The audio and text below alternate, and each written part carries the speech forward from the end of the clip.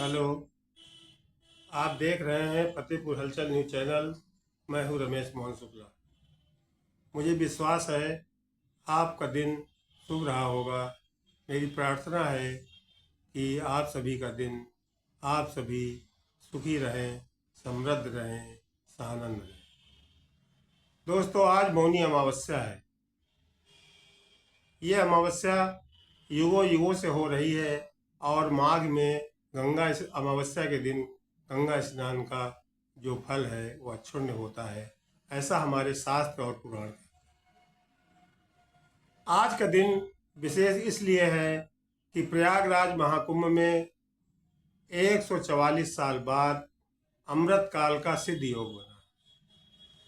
इसका जितना प्रचार किया गया, जितना प्रसार किया गया, उसके हिसाब से मैंने कल से देखा फतेहपुर के रेलवे स्टेशन में, फतेहपुर के बस स्टेशन में कि हजारों हजार आदमी प्रयागराज जाने के लिए लालायित था। किसी को तो रेल के डिब्बे में घुसने की जगह नहीं मिल रही थी तो लटक करके ही जा रहा था। इसी तरह बस स्टेशन में बसों में अपनी अपनी सीट सुरक्षित करने के लिए काफ़ी मारामारी थी। साथियों, सरकार का अनुमान था कि लगभग 10 करोड़ लोग आज कुंभ में स्नान करेंगे, लेकिन सरकार के अनुमानों को ध्वस्त करते हुए सुबह 8 बजे तक लगभग 12 करोड़ लोग प्रयागराज की धरती पर पहुंच चुके थे। इसी बीच एक खबर आई, क्योंकि मैं पल पल की खबर ले रहा था कुंभ क्षेत्र की। रात को 1-1:30 बजे करीब जब स्नानार्थी केवल संगम नोच की ओर जा रहे थे, वहाँ पर कुछ लोग रास्ते के किनारे पर पड़े हुए थे, बैरिकेडिंग लगी हुई थी। कुछ अराजक तत्वों ने बैरिकेडिंग तोड़ी और सो रहे लोगों पर गिर पड़े। उससे एक भगदड़ हुई और जो अब तक की खबर है, जो सरकारी उसे मिली है, कि कम से कम 14 लोगों की उसमें मृत्यु हुई और सैकड़ों लोग उसमें घायल हैं।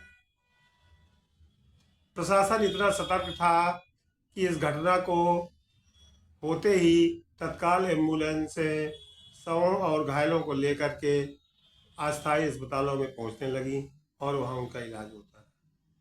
साथियों, संगम के नोच पर जो दृश्य था वो मैं आपको दिखाना नहीं चाहता, आपका मन व्यथित हो जाएगा।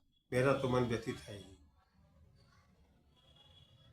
साथियों, में विचार करने की आवश्यकता है कि जब हम धार्मिक आयोजनों को बाजार बना देते हैं और उनको ब्रांडेड कर देते हैं तो उसका क्या परिणाम होता है। इसके पहले की घटना हमको याद है कि 1954 के कुंभ में भी इसी तरह की भगदड़ हुई थी और तब तो इतने लोग भी नहीं थे, केवल 5 लाख लोगों की भीड़ थी और 500 लोग मारे गए थे।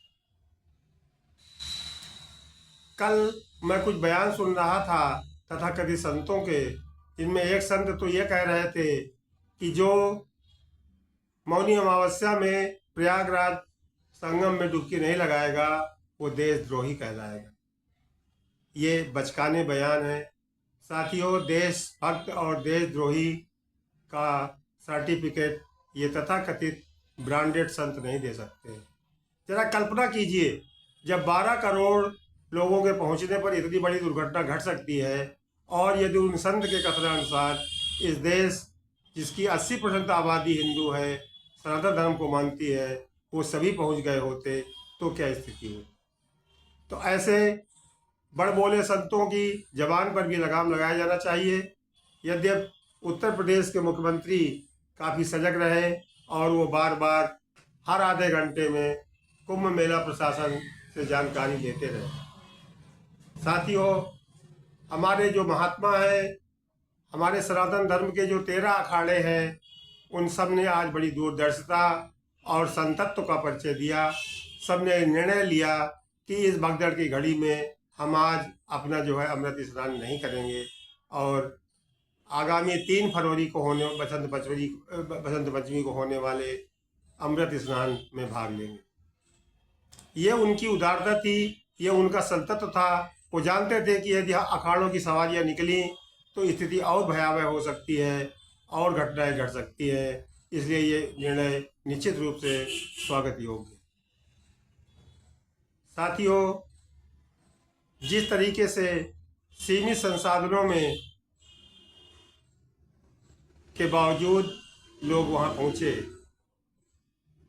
इतना प्रचार प्रसार करने के बाद भी योगी और मोदी जी की सरकार ने सम्यक इंतजाम नहीं किए, इसको कहने में मुझे कोई आपत्ति नहीं।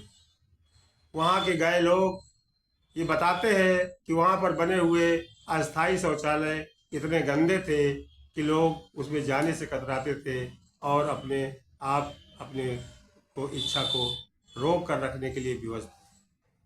दोष जनता का भी है, क्योंकि वहाँ पहुँचे हुए 12 करोड़ लोग हर आदमी केवल संगम क्षेत्र में स्नान करना चाहता था, जबकि वो जहाँ पर थे, जिस नदी के किनारे थे, गंगा या यमुना, और उनके पास में जो भी घाट था वो उसी में स्नान कर सकते थे। क्योंकि हमारे पुराणों में मान्यता है कि आज के दिन उस क्षेत्र का हर पानी संगम ही माना जाता है। तो साथियों, ये पढ़ों अनपढ़ों और कुपढ़ों की लड़ाई थी। और जिस तरीके से यद्यपि किसी भी अभी तक विपक्षी दल ने इसकी राजनीतिक चर्चा नहीं की है, लेकिन कुछ दिन पहले 2 दिन पहले समाजवादी पार्टी के मुखिया अखिलेश यादव ने एक अनुरोध किया था और उन्होंने ये भी कहा था कि मेरे अनुरोध को आपत्ति या विरोध न समझा जाए।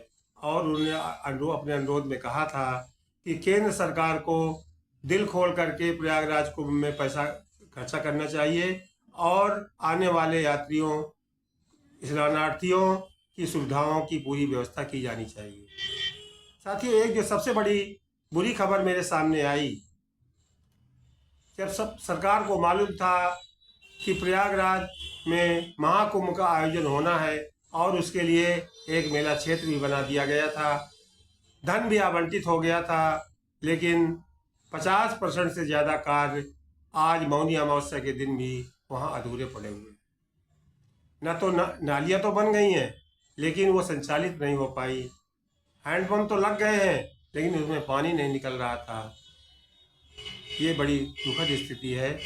ये मेरा किसी पर आरोप नहीं है, लेकिन एक अनुरोध जरूर है कि इतने बड़े आयोजन को कराने से पूर्व उसकी सारी जिम्मेदारियां समय रहते पूर्ण करा लेनी चाहिए थी।